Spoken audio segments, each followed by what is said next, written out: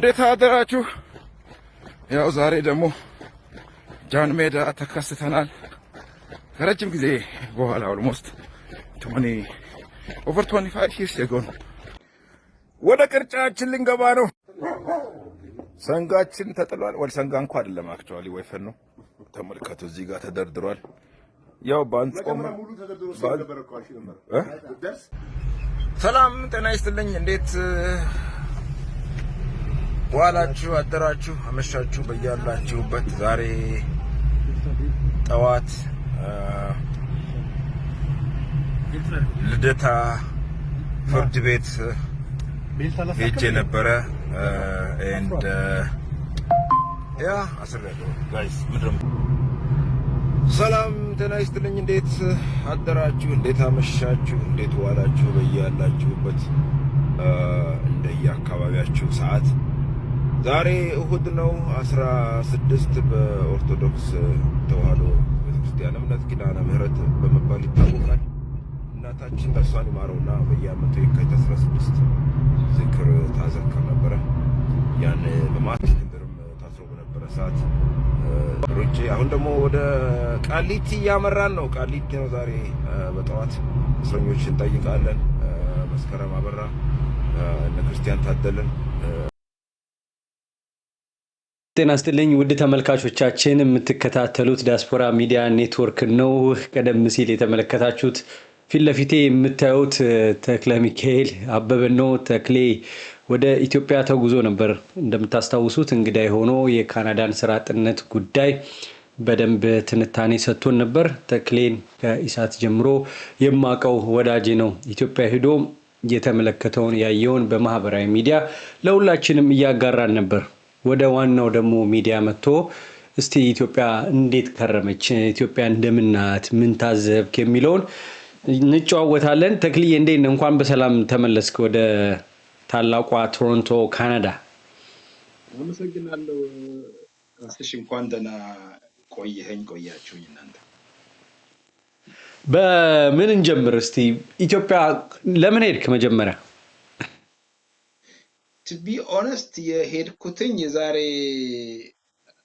አመት የገዛው ቲኬት ነበረ ሊቃጠል ሆነ አንድ አመት። ስለዚህ ከሚቃጠል የእናታችንም ሙት አመት አልሄድኩኝ እሄዳለሁ ብዬ ነበር። 80 ነው አልሄድኩም።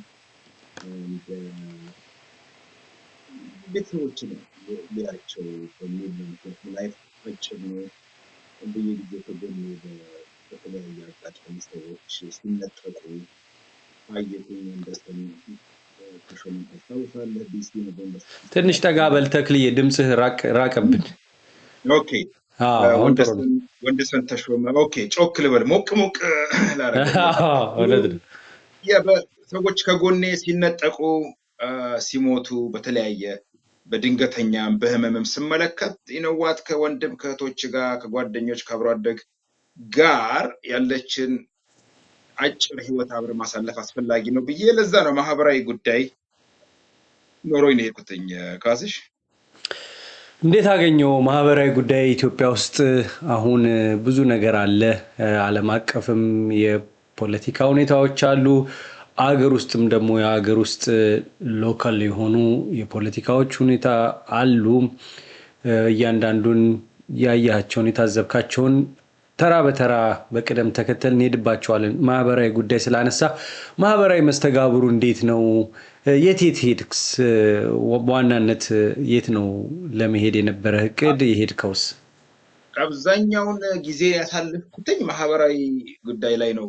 ካስሽ ሁሌም ለነገሩ ኢትዮጵያ ስሄድ አስተውለ ከሆነ ብዙ ጊዜ ማህበራዊ ጉዳይ ላይ ነው ጊዜ የማጠፋው። የታመሙ ሰዎች ጠይቃለሁ። ሀዘን የደረሰባቸው ዘመድ አብሮ አደግ የሞቱ ቤተሰብ እናት አባት ለቅሶ አብሮ አደጎች ጋር ጊዜ ማጥፋት ደስ ይለኛል። ለማካካስ ከ20 ዓመት በላይም አልነበር ያኔ ወተን የቆየ ነው። እሱን ለማካካስም የጠፋውን ጊዜ እሱ ነው። አዲስ አበባ አብዛኛውን ጊዜ አዲስ አበባ ነው ያሳለፍኩትኝ። ከአዲስ አበባ መውጣት ያው ትንሽ ያስፈራል።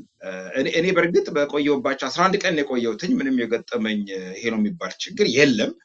ግን ስቲል በቃ የፍራቻ መንፈስ አርቧል የሚባለው አርበበ ነው የሚባለው እንዳለ ሰፍኗል። እና ብዙ ሰዎች አክቹዋሊ እግርን አታንሳ ከአዲስ አበባ ላይ የነበረ ግን ዝም ብዬ ብድግ ብዬ ሄድኩኝ። ያው በዘዋይ በሞጆ በዘዋይ አለፌ ነጌሌ አርሲ ገባ አልኩኝ። እንደ ሻሸመኔ በጣም ኳየት ሆኗል። ወደ ምሽት ላይ ነው የደረስነው። እዛ ለማደር ነበር እቅዴ አክቹዋሊ ሻሸመኔ። ግን በጣም በቃ በተለይ ያለፉትን 4-5 ዓመታት ሻሸመኔ በጣም ጸጥታ ሰፍኖበታል። ስለዚህ ወደ አዋሳ አድርገን አዋሳን ያደርኩትኝ። በተቃራኒው አዋሳና ሻሸመኔ መካከል 50 ኪሎ ሜትር ልዩነት ነው ያለው እና አዋሳ ስትገባ ኮምፕሊትሊ ሌላ ዓለም ነው። ቶሮንቶ እንኳን እንደዛ ሞቅ አይልም ማለት ትችላለህ። በጣም ሞቅ ነው፣ ሙዚቃ ነው፣ ሰዎች ሻይ ቡና ይጠጣሉ፣ መንገዱ ላይ ሁሉ ሰው ነው፣ እንቅስቃሴ ኤንድ ሴኪሪቲ። አንድ ያስተዋልኩት ነገር ፍተሻ ቆሟል። ያኔ ጥቁር ውሃ ጋር አለፍ እንዳልክ ፍተሻ ነበረ ስትገባ ወደ ሐዋሳ። this time ስገባ ፍተሻ የለም፣ አልፈተሹንም actually ኤንድ ሲዳማ ክልል ውጥረት ነበር ያኔ ካስታወስክ ከሬፈረንደሙ ጋር በተያያዘ። ከዛ በኋላ ያው የክልሉ የደቡብ ህዝብ ክልል ወደ ሌላ ቦታ ተዘዋወረ፣ ተነሳ። ኢኮኖሚውን ኦብቪየስሊ ብዙ ሰዎች ጎድቶታል። የሐዋሳን ኢኮኖሚ የሲዳማን ኢኮኖሚ በጣም ጎድቶታል የክልሉ መንግስት መነሳቱ ከዛ አካባቢ። እሱም በደንብ ትመለከተዋለህ፣ ፊል ታደርገዋለህ። ኤንድ በዛ ምክንያት ይመስለኛል በጣም ዌልካሚንግ የሆነ ኤንቫይሮንመንት ነው ያለው። ደስ የሚል ነው፣ እንኳን ደህና መጣችሁ አይነት የመንከባከብ አይነት ሁኔታ ነው ያለው። እና በአብዛኛው ይሄ ነው የነበረኝ እንትን። አብዛኛውን ጊዜ ግን የቆየሁት አዲስ አበባ ነው። ቤተክርስቲያን ምናምን ሄጃለሁ፣ ደስ ይለኛል። ኤንድ ሾፒንግ እንኳን አልወጣሁኝም። አልፎ አልፎ ቅርጫ አይተሃል? ቅርጫ የጾም አስቀናኝ ነበር። የጾም መግቢያ ስለነበረ የሁዳዴ እሱ ላይ ቅርጫ ከጓደኞቼ ጋር እንደዚሁ አድርገናል። ደስ የሚል ጊዜ ነበር ያሳለፍነው። አንድ ነገር ነው የሚገርመኝ ካስሽ፣ ከማህበራዊ ጉዳይ ሳልወጣ ኢትዮጵያ ሁል ጊዜ ሲሄድ ከ20 ዓመት በኋላ ሲሄድም አሁንም ሲሄድ የፖለቲካ ሁኔታ ስትመለከተው የህዝቡ ሁኔታ እንዴት ሆነ ብለህ ታስባለህ። እና ሁሌ ኢትዮጵያ ሲሄድ የሚገርመኝ ነገር ስቲል የህዝቡ ይሄ መስተጋብር የተለያየ ሃይማኖት የተለያየ ብሔር ኖሮት ራሱ በፊት የዛሬ 20-30 ዓመት ጥለነው ስንወጣው እንደነበረው ነው። ብዙ ልዩነት አላየሁኝም። በጣም ዌልካሚንግ ነው። የሌለው ምስኪን ድሃ ሰው ስቲል አንተን የሆነ አርዶ ዶሮም ይሁን በግም አርዶ እንዳቀው ማለት ነው በሌለው ነገር ሊያስደስትህ የማያደርገው ጥረት የለም። እና ግርም ይለኛል እሱ ነገር። አብሮ በሐዘንም በደስታም 40 ቁርባን ተስካር ሲኖር ሰርግም ሲኖር የሆነ ሰርግ ነበር በአጋጣሚ ኤንድ የኔ ራሱ ቤተሰቦች ድንኳን ሰበር እኔ አልኩኝም። እኔ በአጋጣሚ ሰርጉ ላይ አልኩኝም፣ ግን ቤተሰቦቼ ለዛ ሰርግ ያላቸውን እህቴ በአጋጣሚ እንደውም አዲስ አበባ ነበረች እና መሄድ አለብኝ አለች። እንዴ ከዛ ድረስ መጥቼ እንዴት ትሄጃለሽ ስላት፣ አይ የግድ ሰርግ የማልቀርበት ነው እና ስራ አላገዝኳቸውኝም፣ ቢያንስ ዛሬ ተገኝቼ ትንሽ ማገዝ አለብኝ ብላ ከአዲስ አበባ ድረስ እንደገና ተጉዛ ልጆቿን ይዛ ተመልሳ እሱን ስትመለከተው ይሄን ያለ የስጋ ትስስር ልደት ኖሩን አይደለም፣ ዝም ብሎ አብሮ መኖር ነው። አብሮ መኖር ወይኛ ወላጆቻችን አባቶቻችን ወታደሮች ናቸው፣ አብሮ አንድ ላይ ዘምተዋል። የሁለታችንም ወላጆች በህይወት ወይ አባታችን ወይ እናታችን የሉም እና የሰው መስተጋብር እጅግ በጣም በጣም በጣም ደስ ይላል። በቃ ተስፋም አድርገው በሱ ላይ ነው ካስሽ። በጣም ደስ ይላል። የሲዳማን ነገር አንስተሃል። እኔም 3 ዓመት እንደዋዛ ሊሆነኝ ነው ኢትዮጵያ ከሄድኩኝ። ግን የመጀመሪያ ያ ቀውስ በነበረ ጊዜ በጣም ሐዋሳን አውቃታለሁ። እኔ አዳሪ ትምህርት ቤትም ተምሬያለሁ። ኩየራም ነው ማትሪክ የተፈተንኩት። ሐዋሳ በተደጋጋሚ አዲስ ነገር ጋዜጣ ላይም ስሰራ ይሄድ ነበር። እንደውም እዛ ብዙ ስቶሪዎች ሰርቻለሁ ስለ ሐዋሳ ጥቁር እዛ ሐዋሳ አሞራ ገደል ስላሉ የቻይልድ ሌበር ህፃናት አሳ የሚልጡት የሚሰሩት ገና 6-7 ዓመት ልጆች ከሰዓት እንዴት እነዛ ህፃናት የገራባ የጫት እየቃሙ ረሃብ ማስታገሻ ይውሉ እንደነበር የጻፍኩት አርቲክልን አስታውሳለሁ። እና ሞዳት የት መኖር ነው የምትፈልገው ሲባል አዲስ አበባ ልጅ ሆኜ ሐዋሳ መኖር ነበር እምለው እና እኔ የሄድኩ ጊዜ ግን ያኔ በጣም በሚያሳዝን ሁኔታ ቴም ዩኒቨርሲቲ ሐዋሳ ትማር ስለነበር ሰው አትሂድ እያለኝ እንደውም አንድ እግሩ አጭር መሆኑን ያላወቅኩት ቤት ተከራይቼ በሱ ነው እዛ ድረስ የሄድኩትና ኤምፕቲ ባዶ በቃ ጎስት ሲቲ ሆኖ ነበርና ባለፈውም ሲሄድ የለም ሆቴሎቹ ባዶ ናቸው። እንደምታውቀው ደቡብ በተባለው ክልል ብዙ ቫስት በጣም ሰፊ ቦታ ይሸፍን ስለነበር የኤንጂኦ ስብሰባም እንደገና ከአዲስ አበባ ሄዶ የሚዝናናው ይሄ ሁሉ ስለሚሄድ አርብና ቅዳሜ አልጋ አታገኝም። እኔ በሄድኩ ጊዜ ግን ነጎሼት አድርገህ ተደራድረህ ትልልቅ ሆቴሎች ቀንሱ ምናምን እዛ እንዲህ ተሰጥቶኛል ምናምን ብለህ ነው እና አውርቻቸዋለሁ። መስተንግዶ ላይ የሚሰሩ እዛ ባር ያለው ጓደኛም አለኝ። ያቺ ወደ ሐይቁ ስትጠጋ ባር ያሉባቸው አካባቢዎች በጣም ያሳዝን ነበር የሐዋሳ ጉዳይ። አንተ የነገርከኝ ነገር እንደዚህ ትንሽ ነቃ ብሏል የሚለው ነገር ምናልባት የሲዳማ ክልል የሰሩትን ስተቶች ምን ያህል ቱሪዝም ላይ እንደተጎዱ አንድ ከተማ ወይም አንድ ክልል የኔ ነው ስላልከው ብቻ ሳይሆን ሌሎች ለዛ ከተማ ማደግ አስተዋጽኦ ያደረጉ ሰዎችን አቅፎ መያዙ ጥቅም እንዳለው ተረድተው ከሆነ የተነቃቀው በጣም ደስ ይላል። ደስ የሚል መረጃ ነው የሰጠኸኝ። ሌላ ከተሞች ይደሃል አንተ አሁን አንተን ማወራ ሆቴል ሄዶ የተቀመጠ ሰው ቢሆን እንግዳ ማድረግ ያልጋብዝህም ሎካሉ ጋር ታች ወርደህ የተለያየ ከተማም ስለሄድክ ነው ለው አገራችን እስቲ እንዴት ናት ኢትዮጵያ ብዬ የጋበዝኩና ነገሌን ምንንም ንገረን እስቲ እንዴት ነው? እዛ ነው መሰለኝ አንተ የተማርከው ያደከው። የኔ ቤተሰቦች ያሉት አርሲ ነገሌ ወይ ነገሌ አርሲ ነው። ኦሮሚያ ምዕራብ አርሲ ይባላል። አሁን ዞኑ ሻሸመኔ ነው የዞኑ ከተማ። ኤንድ ነገሌ ቆንጆ ከተማ ነች፣ ደስ የሚል ነው።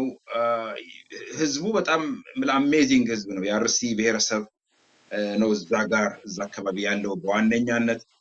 ኤንድ የከተማው ህዝብ ስብጥሩ ብዙ ነው። ዙሪያውን ከተማውን የገጠር ገበሬ ማህበራቱ አብዛኛው አርሲ ነው።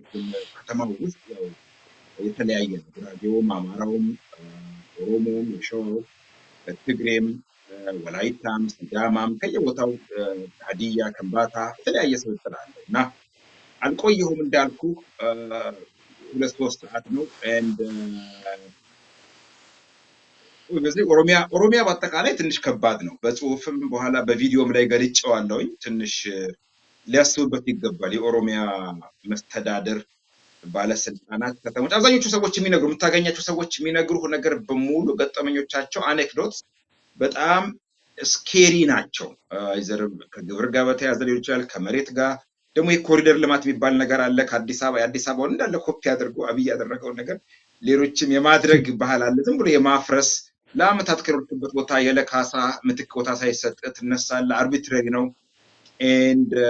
ይሄ የእስራት ታሪኮች፣ ፍርድ ቤት ያለ መቅረብ፣ ድብደባ፣ ማታ ላይ መንቀሳቀስ። ነገሌ ድሮ የዛሬ 25-30 ዓመት እኔ ሃይ ስኩል ስማር ከዛም በኋላ ዩኒቨርሲቲ ሞኜ ስመላለስ ማታ ላይ ለምሳሌ ሞቅ ያሉ ነበር ባሮቹ ምናምን። በነፃነት ትጫወታለህ፣ ታመሻለህ፣ ቤት ትገባለህ ከውሾች ጋር እየተጋፋ ከጅቦች ጋር። በትናው የለም እንደዚህ አይነት ማታ ላይ መንቀሳቀስ። ካገኙ ጥበቃዎች ምናምን ፖሊሶች ያስቆሙሃል፣ ያንበረከኩሃል፣ አንዳንዴም ይፈትሹሃል። የምሰማው ታሪክ የሆነ ሞባይልም ለምን ነገር ይወስዱብሃል። በጣም ምሽት ላይ መንቀሳቀስ በጣም ከባድ ነው በጊዜ። ደሴም ዊዝ ሐዋሳ ሻሸመኔ እንዳልኩ እኔ ሻሸመኔ ለማደር ትንሽ ከተማ ሻሸመኔም ለማደር ነበር እቅዴ። ሻሸመኔ እንግዲህ በጣም ስትራቴጂክ የሆነ ከተማ ነው። በጣም የንግድ ከተማ ነበር። የንግድ ከተማ የትናየት ማደግ ሁነኛ የሆነ አስተዳደር ቢያገኝ ማደግ በጣም መበልጸግ የሚችል ከተማ ነበረ። አንፎርቹኔትሊ በተለይ ከ2020 የዚህ ሃጫሉ ሁንዴሳ ግድያ በኋላ የደረሰው ውድመት በጣም ከፍተኛ ውድመት ነው። ስቲል የሃይሌ ሆቴል ያኔ ተዘግቶ ነበር። አሁንም ክፍት የሆነ አይመስለኝም። ሌተስት ኢንፎርሜሽን የለኝም። የዛሬ ዓመት ሲሄድ ክፍት አልነበረም፣ እንዳለ ነው። ብቻ ከተማው ጸጥታ ነው። ማታ 1 ሰዓት 2 ሰዓት የሚባለው በኢትዮጵያ በዚህ በእኛ 7-8 ላይ በቃ ዝግ ነው፣ መንቀሳቀስ የለም።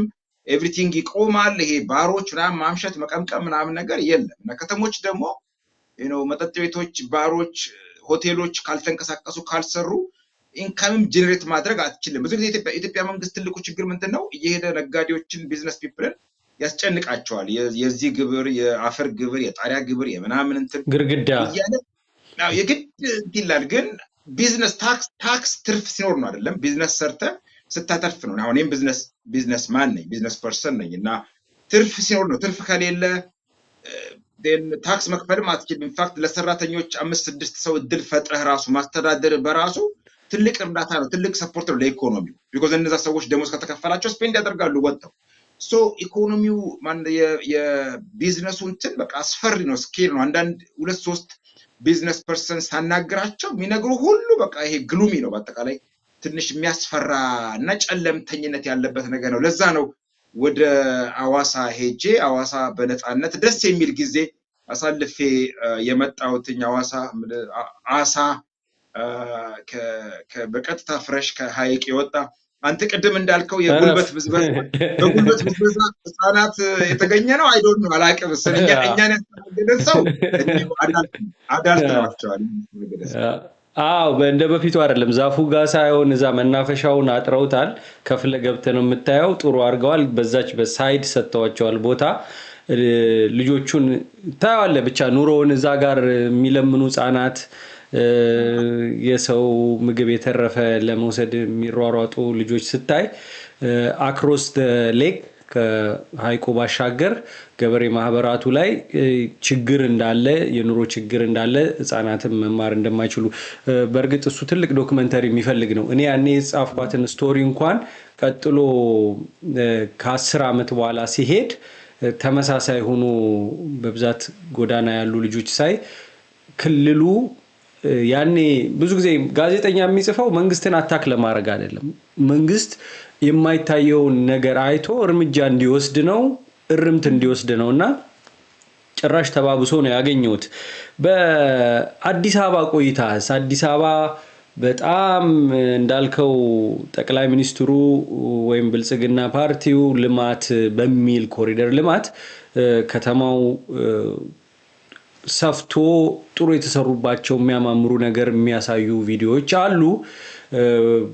በተጓዳኙ ደግሞ ቤት ፈርሶባቸዋል። በፊት የሚተዳደሩባቸው ቦታዎችን አጥተዋል።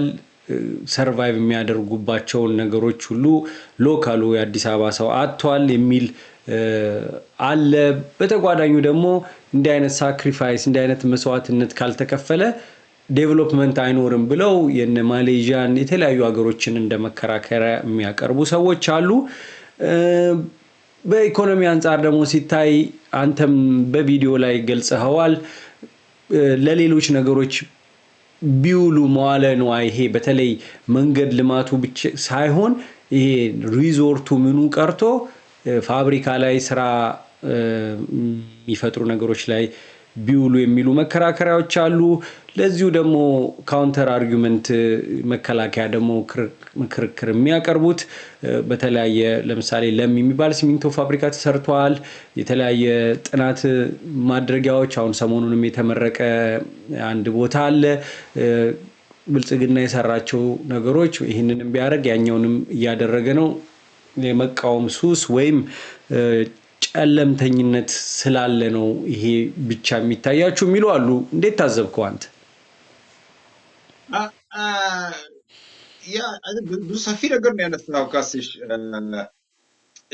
እኔ በአጠቃላይ ኖርማል እኮ ነው ማለት ኦኬ፣ ለምቷል፣ አድጓል፣ በልጽጓል፣ ተለውጧል የሚል ወገን ዳትስ ፋይን፣ መብቱ ነው። እንደሱ አምኖ እሰየው፣ ቆንጆ ምርጫ ጠብቆ በ2026 ነው የሚቀጥለው ምርጫ፣ የዛን ጊዜ መምረጥ ይችላል ድምፅ መስጠት። አት ሴም ታይም ደግሞ ኖ አሁን ያልከውን ነገር ደግሞ ተቃራኒ ሀሳብ የሚያቀርቡ ይሄ ኮስቱ በጣም ብዙ ነው፣ ስራ አጥነት ተንሰራፍቷል፣ ብዙ ቤተሰቦች ተበትነዋል፣ ፍትሃዊ አይደለም፣ በቂ ኖቲስ አልተሰጠም፣ ዝግጅት አልተደረገም፣ በ2 ቀን በ3 ቀን ተነሱ እየተባሉ ነው።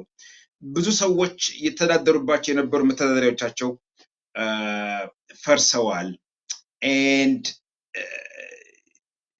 ከምንም በላይ ደግሞ አንዳንድ ለምሳሌ እኔ ያስተዋልኩት ነገር አንድ በጣም ያልገባኝ ነገር ኮሪደር ተብሎ የተሰሩት ቦታዎች በሙሉ ለምሳሌ እኔ እህቴ በአጋጣሚ ሲኤምሲ ሚካኤል ነው የእህቴ ቤት እና እዛ ነበር ያረፍኩት። ከዛ ወደ ኮተቤ ወደ አቤ ምናምን ወክ አደርጋለሁ እና በጣም ረጅም መንገድ የባይስክል እንትን ተብሎ ተሰርቷል እና የእግረኛው መንገድ ላይ የተወሰኑ ሰዎች ያው ኦፍኮርስ ወክ እናደርጋለን። የሳይክል መንገድ የተባለው ላይ ግን ምንም በ15-20 ደቂቃ ወክ ሳደርግ አንድ ሳይክል እና አንድ እንደዚህ የዲሴብል ዊልቸር ሲያልፍ ተመልክቻለሁ። ከዛ ውጪ መኪኖች ለምሳሌ አሁን ህንፃዎች አየሁኝ፣ መኖሪያ ቤቶች አሉ እና መኖሪያ ቤቶቹን አየሁና አሁን እነዚህ መኖሪያ ቤቶች 5-6 ፎቅ ያላቸው ናቸው እና ለምሳሌ ቪዚተር ሲመጡ ሰዎች ሲመጡ የት ነው? ቢዝነሶችም አሉ። ለምሳሌ ቢዝነሶች ቆም አድርገህ ገብተህ ሾፕ ካላደረክ ዴን እንትን እሱን ከግምት ያስገቡትም አይመስለኝም። አክቹዋሊ ለምሳሌ አልፎ አልፎ የተወሰኑ መኪኖች መቆሚያ ቢሰራ ወርደው ሾፕ አድርገው ዳቦም ሸቀጣ ሸቀጥ የተለያዩ ነገሮችን ቴሌፎንም ለካርድ ሊሆን ይችላል የተለያዩ ነገር ዘገዝተው ሰዎች መሄድ ካልቻሉ ያን ኢንቲግሬት ካላደረገ እንትን አንድ ነገር ኢትዮጵያ ውስጥ ምንድነው ለምሳሌ ለአይን በጣም ቆንጆ ሊሆን ይችላል፣ ደስ ሊል ይችላል። ግን ለማን አይን ነው ማለት ከተማ ከምንም በላይ ቶሮንቶ ከምንም በላይ ትኩረቷ ለነዋሪዎቿ ነው። እዚህ ቶሮንቶ ለሚኖሩት ነዋሪዎች ነው። ዴን ቱሪስቶች ለነዋሪዎቹ ሰከንደሪ ሆነው ፕራይሜሪ ኮንሲደሬሽን መሆን ያለበት ነዋሪው ነው። የዚህ ሀገር ነዋሪ ታክስ ፔሩ ነው። ኦኬ ቱሪስቶች ተጨማሪ ኢንካም ሊያመጡ ይችላሉ። በነዋሪዎቹ ዲስኮምፈርት እና ኤክስፔንስ ኪሳራ ከሆነ ግን then what is the entire purpose ዲፊት ያደርገዋል ማለት ነው። አይ ቲንክ እሱን ነገር ከግምት አላስገቡትም። ለምሳሌ ከተማ መኖሪያ አካባቢ ኮሪደር የሆነ እንደ ኤግዚቢሽን የሆነ ቦክስ ውስጥ ሙዚየም ውስጥ አስቀምጠ የምታሳየው ነገር ከሆነ yes that is true እንደ ፊልም ማለት ነው። ግን ላይፍ አለ እኮ ፊልም አይደለም ማለት ነው። ኮሪደሩ ላይ ላይፍ አለ፣ ሰዎች አሉ። እንድ ከኮሪደሩ ጀርባ ወደ ውስጥ 5-6-10 ሜትር ስትጓዝ the same ችግር ከሆነ የተደበቀ ከሆነ ዝም ብሎ ይሄ ፋሳድ እንትን ነው ማለት ነው። ከፊት ለፊት ዝም ብሎ ሽፋን ነው ማለት ነው ያ ነገር አይ ቲንክ እና in any case የብልጽግና ሰዎችን ያየሁት ደጋፊዎቹ ችግራቸው ምንድነው? በቃ አለማመስገን እኮ መብት ነው በዲሞክራቲክ ስርዓት ውስጥ አለማመስገንና ኦኖ ይሄ ጭራሽ ጎጂ ነው መጥፎ ነው ጠቃሚ አይደለም ብለህ ተከራክረህ ምርጫ ላይ ተወዳድረህ ኦኬ ህዝቡ አይ ቆንጆ ነው አልምቷል ካለ ይምረጥህ። አይ የለም እኛ ይሄኛውን አይደለም የፈለገው ያለው ካለ ደግሞ የተቃዋሚውን ይምረጠው። ይሄን ያለ መቀበል መሰረታዊ የሆነ ፈንዳመንታል የሆነ ችግር አለ ማለት ነው። ኦኬ ወርቅም ያዝው ለምሳሌ ብልጽግና በኮሪደር አይደለም ወርቅም ያዝነባቸዋል but still you know what I don't like this የማለት መብት አላቸው ሰዎች። አይ ቲንክ ይሄን ያለ መቀበል መሰረታዊ የሆነ ችግር አለ በይሄ ለምቷል በልጽዋል ብለው በሚተገነው እሱን ታስተውያለህ። ከዛ በተረፈ ግን አይ ሚን አዲስ አበባ በጣም ትልቅ ከተማ ነች። ካስተሽ በጣም መሰረታዊ የሆነ የውሃ የመብራት ችግር ስቲል አልተቀረፈም። የሴኩሪቲ ችግር ስቲል ማጅራት መጪዎች በየቦታው በጣም ተንሰራፍተዋል። የስራ አጥነት፣ ልመና and I think ችግሩ ስቲል በጣም እና ይሄን የተገነዘበውም አይመስልም ያለው ስርዓት መንግስት ይሄንን የገባው የችግሩ ዲግሪ የገባውም አይመስለኝም። አክቹአሊ ቴሌቪዥን ላይ እንደሚነገረው ብቻ ነው ላይፍ ብለን ተቀብለው እንዲጓዝ ነው አይ ቲንክ ህዝቡ የሚፈልገው። ይሄንን የተረዳውተኝ ቃስሽ ይሄ ስርዓትን ደጋፊነት የምናውቀው ነው በተለይ ከደርግ ስርዓት ጊዜ ጀምሮ በኢህአዴግም አሁንም ባለው ስርዓት በደርግ ባይወጥ ጠባቂ ኢህአዴግ በሊግና ፎረም አሁን ደግሞ ብልጽግና በተለያዩ መዋቅሮች ተመሳሳይ ወጥ የሆነ አመለካከት ከዛ አመለካከት ውጪ ያለውን በኃይል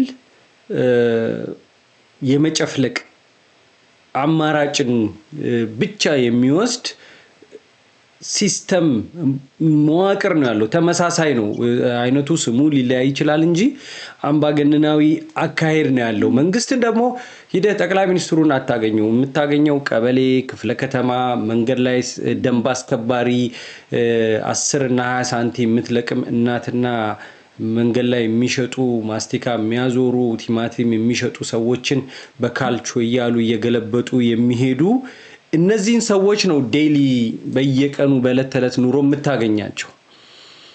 እነዚህን ነው የሚያሳድዱህም እነዚህ ናቸው። በአንተ አመለካከት ፌስቡክ ላይም በምትጽፈው አሁን ሰሞኑንም እንደዚሁ ታስረው ጠፍቶ የነበሩ ሰዎችን ከየእስር ቤቱ የት እንደሄዱ አይታወቅም የተባሉ ሰዎች ነበሩ። አንዳንዶቹ እንደውም ተለቀዋል። እነዚህ ሰዎችን የሚያሳስረው ሂዶ ላይ ጠቅላይ ሚኒስትሩ ወይም ምክር ቤቱ አይደለም፣ ታች ያለው መዋቅር ነው። ያ መዋቅር ደግሞ ኢምፓወርድ ተደርገዋል፣ ኃይል ተሰጥቷቸዋል፣ ስልጣን ተሰጥቷቸዋል። ለምን ያለ አግባብ ታስራላችሁ፣ ለምን ይህን ሰው ያለ መብት ታስራላችሁ የሚላቸው የለም።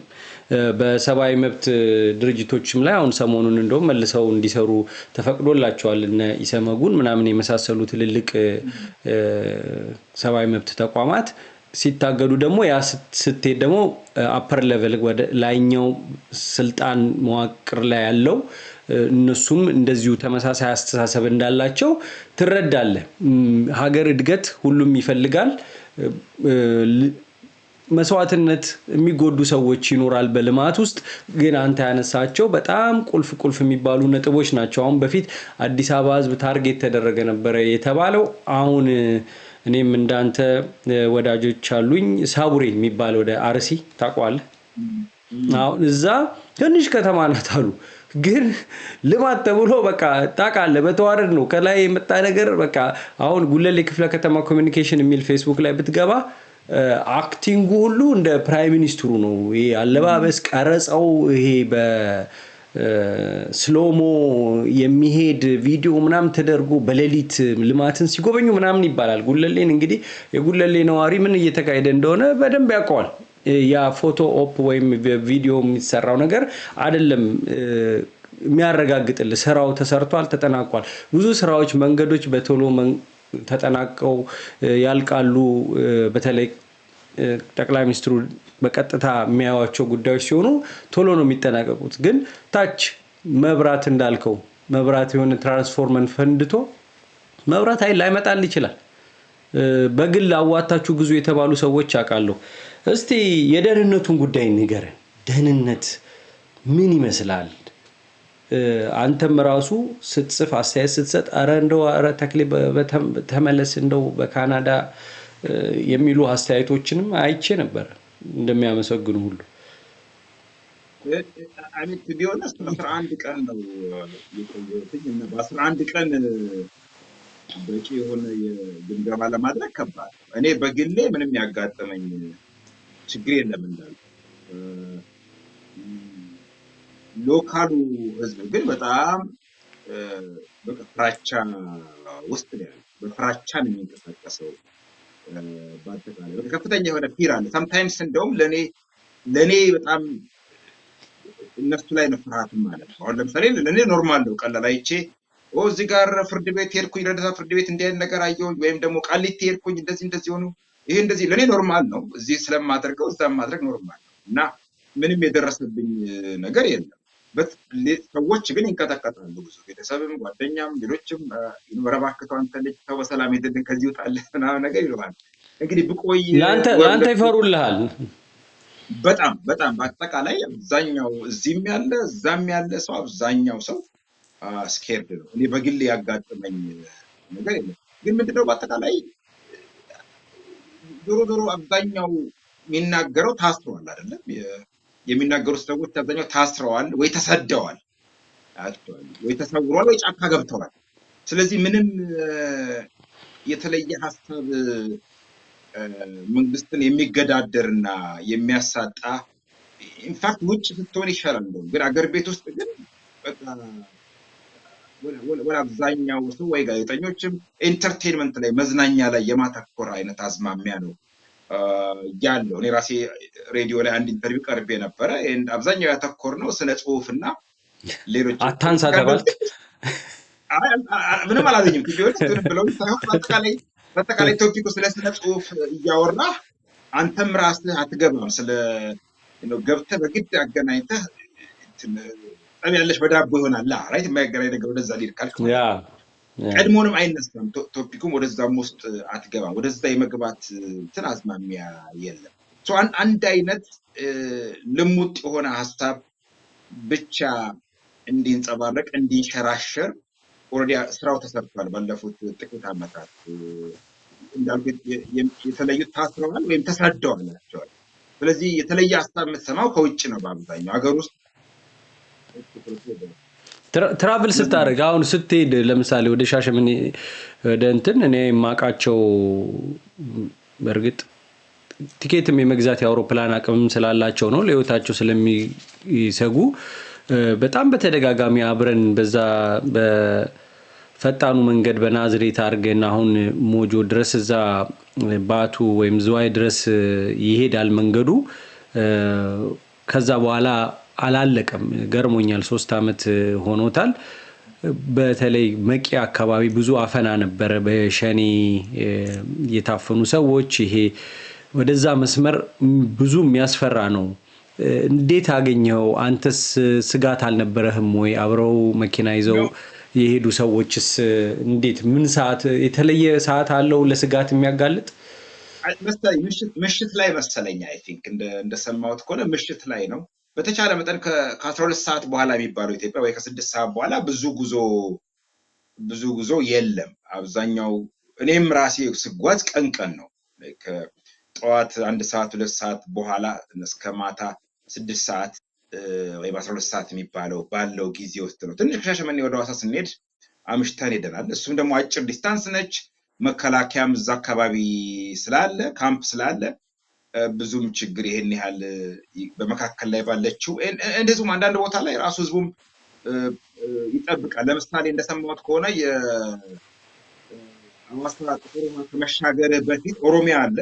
የዚህ ኦሮሚያ ፓርት አለ ኤንድ የሐዋሳ ደግሞ ሲዳማ ፓርት አለ እና ኢቭን የኦሮሚያው ፓርት ራሱ ይሄ ቢሻንጉራቻ ጥቁር ውሃ ጋር የኦሮሚያው ፓርት አብዛኛው ባህሪው እንደ ሐዋሳው አይነት ነው ይሉሃል። አክቹአሊ ኢቭን በሻሸመኔና በዛ በጥቁር ውሃ መካከል ራሱ ልዩነት አለ ነው የሚለው። የጥቁር ውሃ አካባቢ ሰዎች አብዛኛው ቢዝነሳቸውን ስለሚፈልጉ ሰላሙን ቱሪስቱ ምናምን መሳብ ስለሚፈልጉ ብዙም ሻሸመኔ ያለው ወይም ነጌሌ ያለው አይነት ውጥረት እንደሌለ ነው ሰዎች የነገሩኝ ማለት ነው። ከዛ በተረፈ ግን መንገዱ ላይ ምንም ችግር ቀን ስለተጓዝን ችግር አላጋጠመንም። ኢንፋክት አንዱ ካነሳው አይቀር ሁሌ የሚቆጨኝና የሚያናድደኝ ነገር አብይ በዚህ በሪዞርቶች ላይ በፓርክ ምናምን ላይ ያወጣውን በቢሊዮን የሚቆጠር ብር በ4-5 አቅጣጫ በዚህ በጎጃምም በአምቦ መስመር በደብረ ብርሃንም በዚህ በናዝሬትም እነዛን መንገዶች 400-500 ኪሎ ሜትር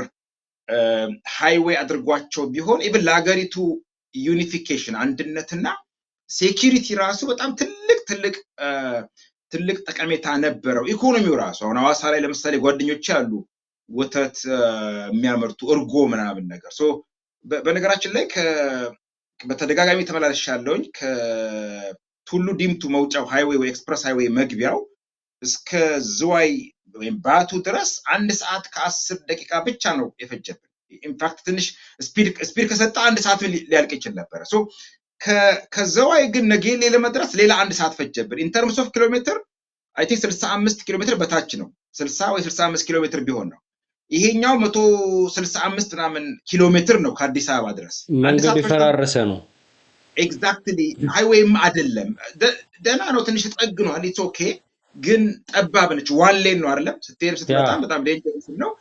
ሃይዌይ ቢሆን ኖሮ አስተው ሰዎች እኮ ኢቭን አዲስ አበባ ውስጥ አያጨናንቋትም ሁሉ። አዲስ አበባ መኖርም አይጠበቅብህም። አክቹአሊ ፈጣን ትራንስፖርት ካለ ሻሸመኔም ዝዋይም ሐዋሳም መቂም እያደርክ እየኖርክ ለኢኮኖሚው እንጂ አሁን ምን ነጌሌ ያለ ስንዴ በቆሎ ነው፣ አረቄውም ሐዋሳም ያለ የወተት ምርት የከብት ነው የላሞች ምርት እርጎ፣ ቅቤ፣ ማር፣ ቡና በቀላሉ መንሸራሸር ቢችል ሰዎችም በቀላሉ መንሸራሸር ቢችል እኔ እናንተ እናውቀዋለን። ሰሜን አሜሪካም ካናዳ ትልቁ የኢኮኖሚ የሀገሪቱን ኢንቴግሬሽን የሚፈጥረው እኮ ይሄ ኮሜርስ እንቅስቃሴ ነው አይደል? ከአንዱ ቦታ ወደ አንዱ ቦታ ሃይዌዩ ታስበዋለህ።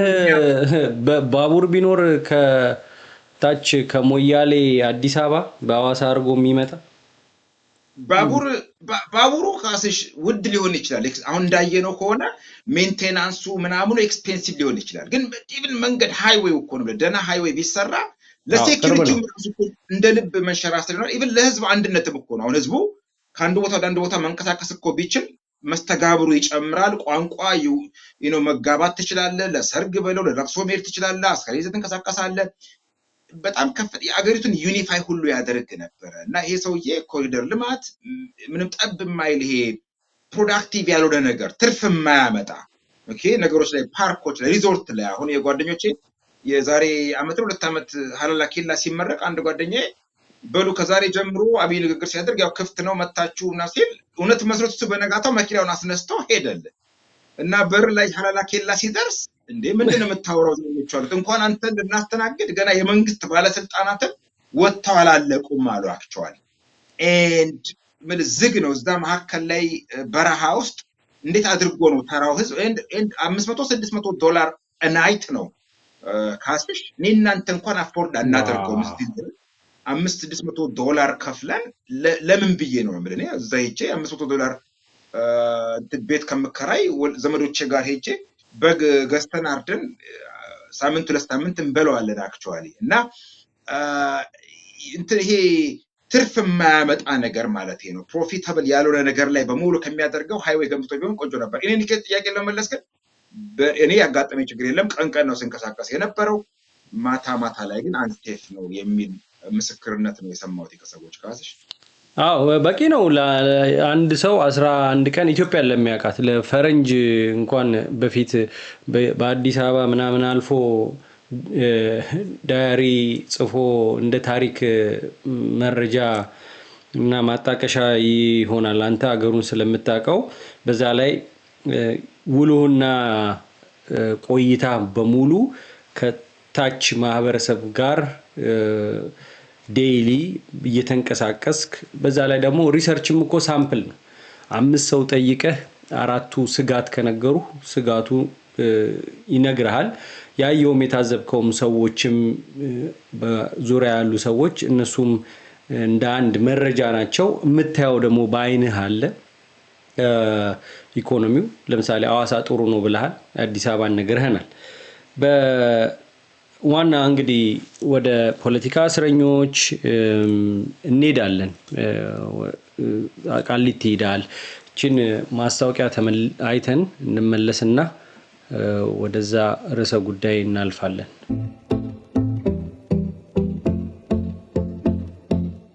ሬሜዲ ታክስ ሰርቪስ የሬሜዲ ታክስ ሰርቪስ ባለሙያዎች በአይአርኤስ የሚሰጠውን ከፍተኛ የሙያ ብቃት መለኪያ ኤንሮኖሌጀንት ስታተስ ያላቸው ስለሆነ ታክስን በተመለከተ ከአይአርኤስ የሚመጡ ማናቸውንም ጉዳይ እንደራሱ ሆነን አይአርኤስ ቢሮ ሄደን በተቀላጠፈ ሁኔታ እናከናውንሎታለን።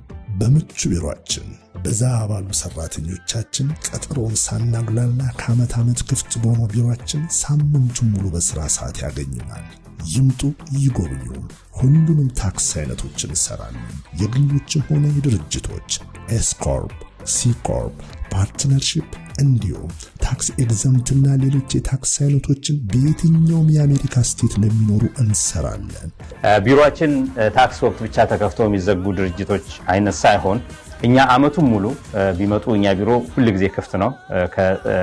ከሰኞ እስከ ቅዳሜ ድረስ ኤኒ ታይም ቢመጡ ያገኙናል። በህጉ መሰረት ማግኘት ያለቦትን ማክሲመም ሪፈንድ እናስገኝሎታለን። እንዲሁም መክፈልም ካለቦት በህጉ መሰረት መክፈል የሚችሉትን አነስተኛ ሂሳብ እንዲከፍሉ እናደርጋለን። ቁጥር 703-212-6630 ተጨማሪ 703-955-0230 ሬሜዲ ታክስ። እናታችን ነፍሷን ይማረውና በየዓመቱ የካቲት 16 ዝክር ታዘክር ነበረ። ያን በማሰብ ዛሬ አስበነው በዝክር እንውላለን። ከዛ በፊት ግን በጠዋት ሩጫችን 7.5 ኪሎ ሜትር ለመሰለ ዳገት ከወዳጄ ነብዩ ጋር ሰርቼ ሩጬ አሁን ደግሞ ወደ ቃሊቲ ያመራን ነው። ቃሊቲ ነው ዛሬ በጠዋት እስረኞችን እንጠይቃለን። መስከረም አበራ እነ ክርስቲያን ታደለን ከቻል ያው አልፎ ስመጣ እንደዚህ እስክንድርም ታስሮ በነበረ ሰዓት ጠይቄያለሁ። ጀዋር መሐመድም ታስሮ በነበረ ሰዓት ጠይቄያለሁ። ጀዋር ያን ጊዜ እንደሆኑ ሞዴሬት አልሆነም፣ ወደ መሀል አልመጣም ነበር እና ዛሬም ያንኑ ልማድ እና ባህል በመከተል እስረኞች ጠይቃለሁኝ። ገብቼ ካወራኋቸው ካናገርኳቸው በኋላ ያለው ሁኔታ እገልጽላቸዋለሁ። እስከዛው በያላችሁበት ሰላም ቆዩ። ተመልሰናል። ተመልካቾቻችን የምትከታተሉት ዲያስፖራ ሚዲያ ኔትወርክ ነው። ካሳሁን ይልማ ነኝ። እንግዳይ ተክለሚካኤል አበበ ጠበቃ በካናዳ ቶሮንቶ የሚኖር ወንድማችን ነው። ተክሌ ኢትዮጵያ ሄዶ ቆይቶ ነበረ። የተለያዩ የራሱን እይታዎች እያጫወተን ነው። ማህበራዊ መስተጋብሩ፣ ደህንነቱ፣ ልማቱ፣ ኢኮኖሚው እንዲሁም የፖለቲካ የኢትዮጵያ ሁኔታን እየዳሰሰልን ነው። ተክልዬ ወደ ቀደም ሲል ወደ አሳየሁት ቪዲዮ እንሸጋገር። ቃሊቲ እንዴት ናት? አንተ እስክንድር እና ጀዋርን በጠየቅበት ሰዓት እኔም እዛ እስክንድር እና ስንታየው አንድ ላይ ነበሩ። እነ ጀዋር በቀለ ገርባና አይ ቲንክ አንድ ሌላ እነ ጀዋር ጓደኛ ነበረ። አይ ቲንክ ሸምሰዲን ጣሃ ነው ስሙን ካልዘነጋሁት፣ እሱ እዛ ነበሩ። እነሱን በወቅቱ መጠየቄ አስታውሳለሁ። ያው እንደምናስታውሰው እስር ቤቶች ሙዚየም ይሆናሉ የሚል ተስፋ ነገር ነበረን። ጠቅላይ ሚኒስትሩ በስልጣን ላይ በመጡበት ወቅት ወደ ስልጣን አሁን በርካታ እስረኞች ነው ያሉት በየቦታው። እንዴት አገኛቸው እነ መስከረምን? መስከረምን ብቻ ነው ያየኋት ካስሽ። ጊዜው አልበቃም ሌሎቹን ለማየት። ቀኔም ተጣበበ። በተለይ እሑድ ደግሞ የሄድኩበት ቀን የመጨረሻ ታይት ነበረ። ጥሩ ነው። ጥሩ ተጫወትን፣ አወራን ከመስከረም ጋር። እንግዲህ 2 ዓመት አሁን ኤፕሪል ሲመጣ 2 ዓመት ሊሞላት መሰለኝ መስከረም እና it is very very sad። በአጋጣሚ እዛው ሆነን ልጆቿ መጡ። 2 ልጆች አሏት ወንዶች። በጣም ኢሞሽናል ያደርጋል። በጣም ስቲል ጠንካራ ነች፣ ጎበዝ ነች፣ ግን ደግሞ ሰው ነች። ራይት ሶ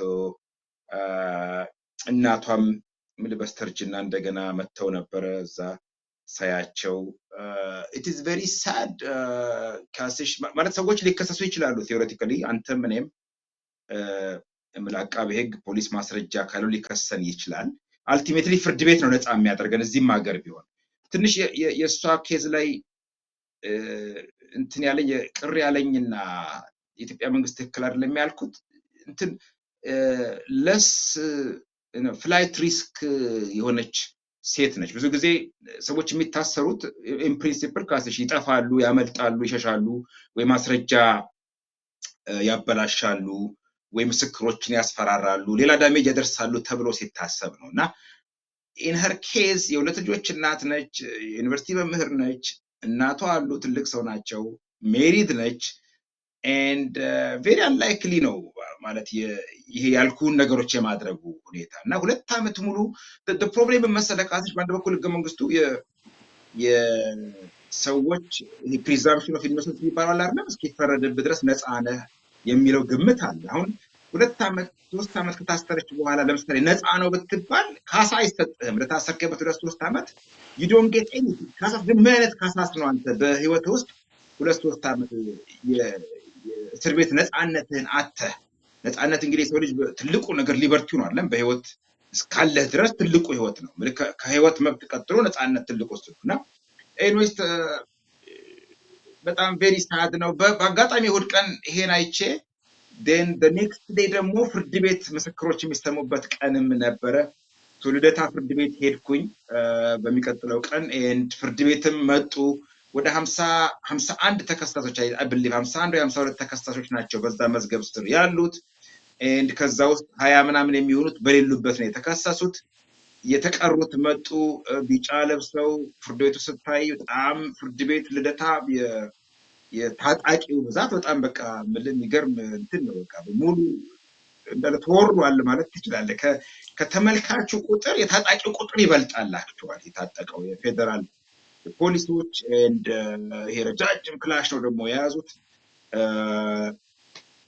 and but at least አልከለከሉንም ፍርድ ቤት ገባው ትንሽ ፍርድ ቤት ቅር ያለኝ ነገር ሁለት ሶስት ነገሮች ሰብስታንቲቭ እንትን ውስጥ አልገባም ብዙ ምስክር የግርማይ ሽጥላ የሚባል ካስታወስክ የዛ ኤፕሪል 2015 ላይ ተገደለው በ23 ዓመት የተገደለው የሱ ባለቤት ነች ወይዘሮ ሰርካለ የምትመሰክር የነበረችውና መሰከረች ኦብቪየስሊ አላቃቸውም የተከሰሱትን በሙሉ አላቃቸውም ብላለች ቤዚካሊ እሱ የተገደለ ቀን ስለነበረው ሁኔታ ነው የሰጠችው ያ ከነሱ ጋር እንዴት ይገናኛል አልገባኝም ሜቢ ክሱን ስላልተከታተልኩት እንዳለ ይሄ ነው የሚል እንትን አስተያየት ለመስጠት አልችልም አክቹዋሊ ግን እነ ጠበቆቹ በጣም ላመሰግናቸው ላደንቃቸው እወዳለሁ እነ ዶክተር ስሜነ ኪሮስ ሄኖክ አክሊሉ ሶሎሞን ገዛሃኝ ነበሩ የዛን ቀን የተወሰኑ ሌሎችም ስማቸውን ማላስታውሳቸው ጠበቆችም ነበሩ ቤተ ማርያም አለማየሁ በእውነት በጣም አሜዚንግ የሆነ ስራ ነው የሚሰሩት ላደንቃቸው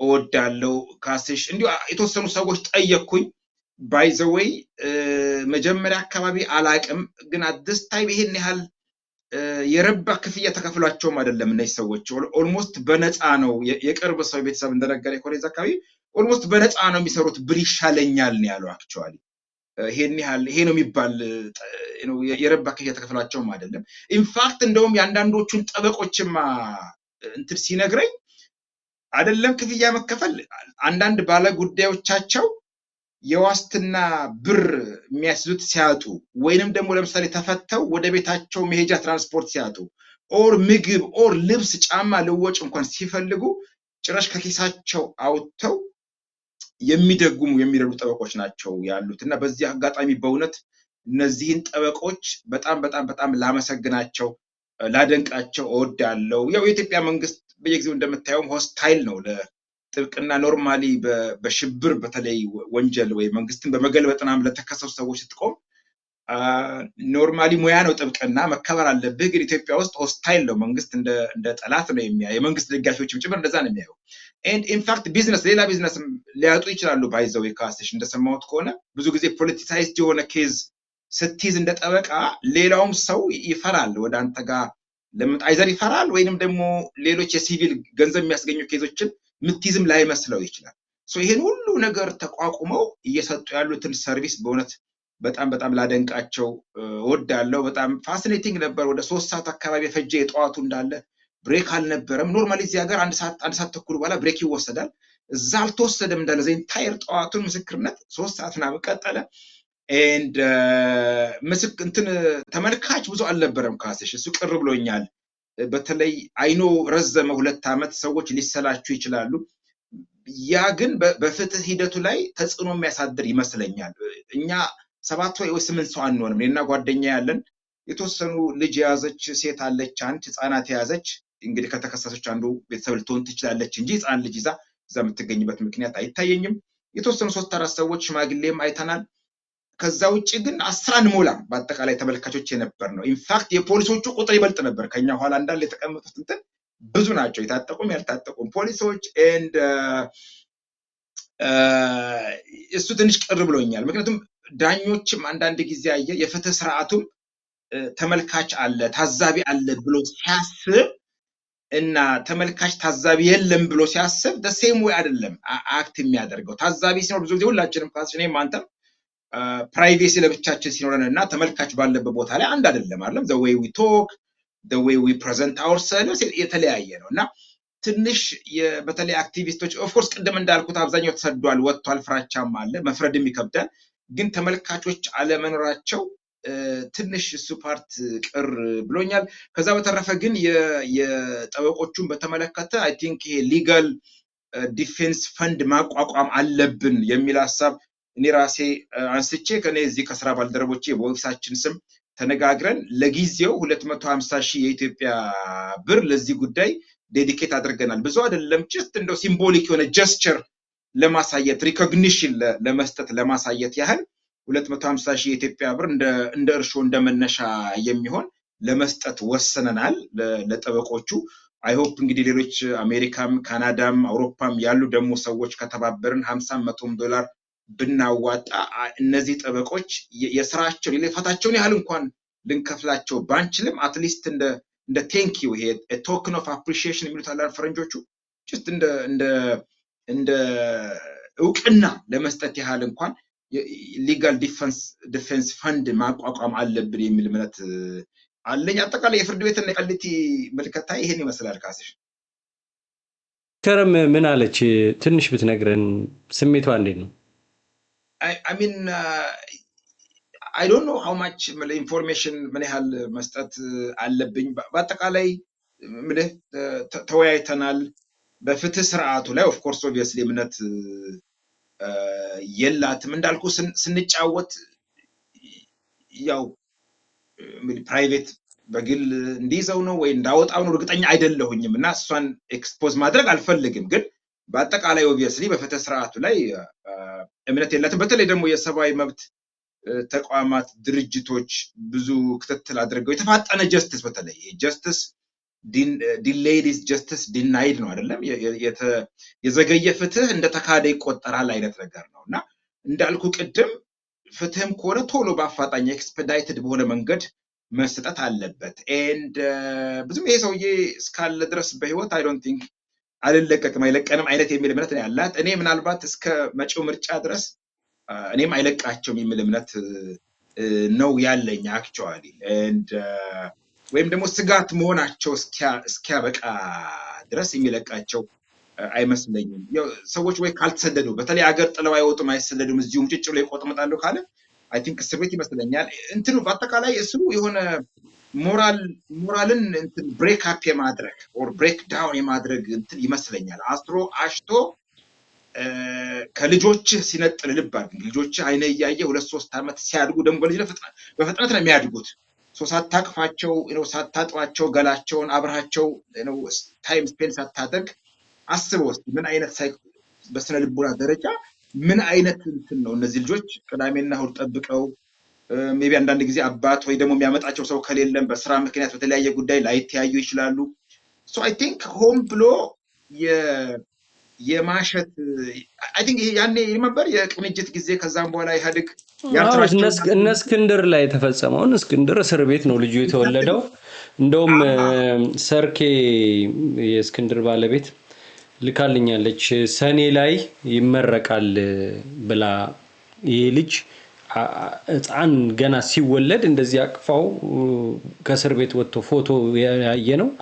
ከዛ በኋላ ከ9 ከስንት ዓመት በኋላ ነው 7 ዓመት በኋላ የተፈታው እስክንድር። ከዛ በኋላ ስንት የታሰረ አጠቃላይ ምን ያህል ጊዜ ይሄ ልጅ አየው የሚለውን ስታይ ያሳዝናል። እሱ ብቻ ሳይሆን በኢትዮጵያ ጠቅላይ ሚኒስትር አብይ ሲመጡ ያን ሁሉ እስረኛ ሲፈቱ እንደነዚህ እንዲያለ የፍትህ ስርዓት አይኖርም ሲሉ እነ ማዕከላዊ ሙዚየም ይሆናሉ ሲሉ ሳናጣራ አናስርም ሲሉ ተስፋ የነበረው አሁን ሁሉም አንገት መስበሩና አሁን አንተ ምስክርነት የምትሰጠን የፍርድ ቤት ሂደትም በዚህ መልኩ መሆኑ በጣም ያሳዝናል። ተክሌ የምትጨምረው ነገር ከሌለ የሰጠህን መረጃ በጣም የሚያስደስት ነው። አሚን ክህደት አብይማ ትልቅ ክህደት ነው የፈጸመብን። ኢንፋክት እንደው አባሰው እኮ በፊት ወያኔዎቹ ያደርጉት የነበረው ነገር አለ እሱ እኮ ፐርፌክት ጨመረው አክቹአሊ።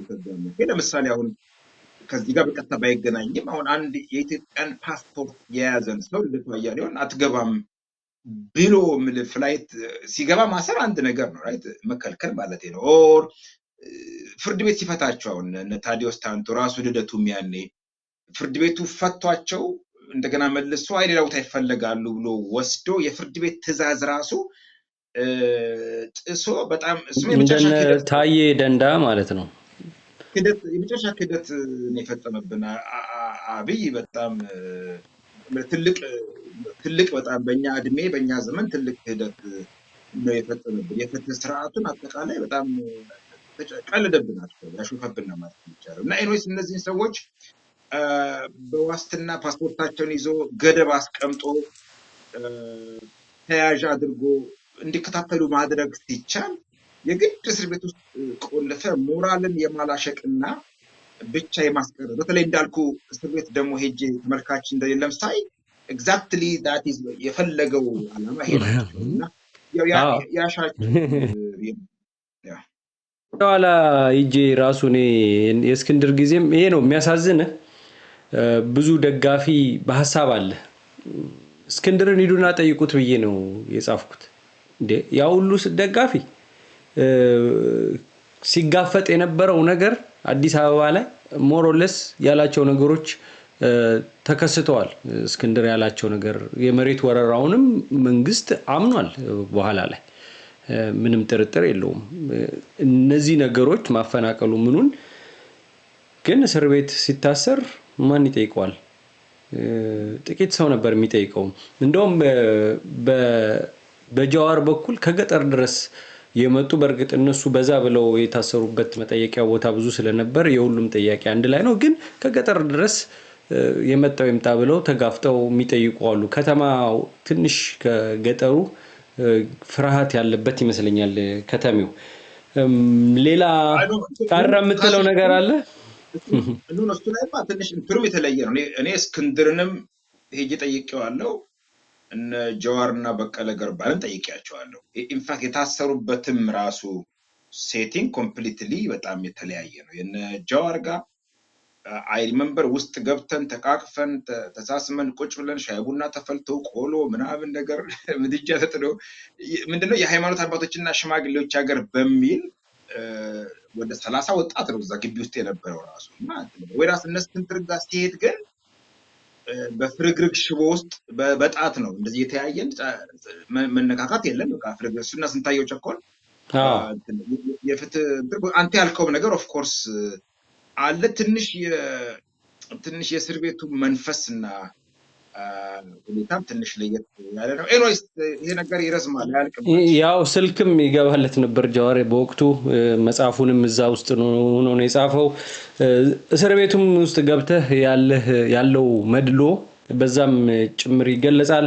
ተክለ ሚካኤል አበበ የቶሮንቶ ብዙ ኢትዮጵያውያን ኤርትራውያንን በኢሚግሬሽን በስደተኞች ጉዳይ ጥገኝነት ላይ ጠበቃው ነው ብዙዎችን የሚረዳ ሀገሩ ሲሄድ ደግሞ የነበሩትን የቀደሙ ወዳጆቹን መጠየቅ ያለባቸውን ታችኛውን ማህበረሰብ የማይዘነጋ በተቻለው አቅም ደግሞ ሰዎችን የሚረዳ ወንድማችን ነው። እንግዲህ የሆነ ስለቀረብክ ከልብ አመሰግናለሁ። ተመልካቾቻችን የተከታተላችሁት ዲያስፖራ ሚዲያ ኔትወርክ ነው። በዩቲዩብ በመረጃ ሳተላይት በሮኩ ቲቪ እንገኛለን። ስልክ ቁጥር 512 677 46 34 ላይ ብትደውሉ አስተያየት ለመስጠት መልእክት ብታስቀምጡ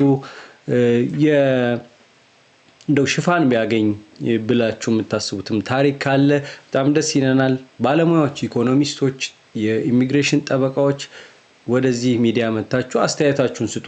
ለማህበረሰቡ የምትጠቅሙት አቅጣጫ የምትሰጡት በተለይ አሜሪካ በአሁኑ ወቅት ያለው የዲፖርቴሽን አፈሳና ጥረዛ ብዙዎችን አሳቋል። እኔ የአገር ውስጥ እዚህ አሜሪካ ያሉ ሚዲያዎች እነሱን እያጣቀስኩ እዛ ላይ የተሰጡ መረጃዎችን ነው የማካፍለው።